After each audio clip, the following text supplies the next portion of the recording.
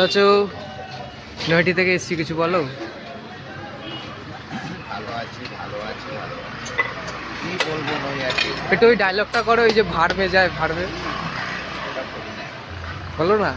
না, কারণ এখন আমার ভয়েস অ্যান্ড আমার ফেস দুটো থাকলেই এনাফিস হলাম।